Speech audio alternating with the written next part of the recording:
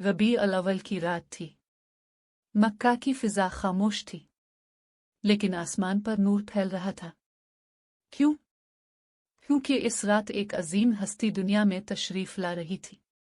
حضرت امنہ نے فرمایا، جب میرے بیٹے محمد پیدا ہوئے تو میں نے دیکھا کہ ایک نور نکلا جس نے شام کے محلوں کو روشن کر دیا۔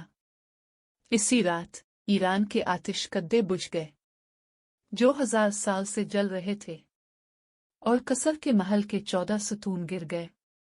یہ کوئی عام بچہ نہیں تھا، یہ وہ ہستی تھی جس کے بارے میں تورات اور انجیل میں بشارت دی گئی تھی۔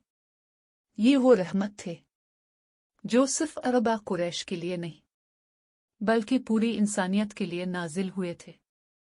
رحمت للعالمین، کاش ہم اس روشنی کا حصہ بن سکی۔ اللہ ہمیں نبی کی سچی محبت عطا فرمائے۔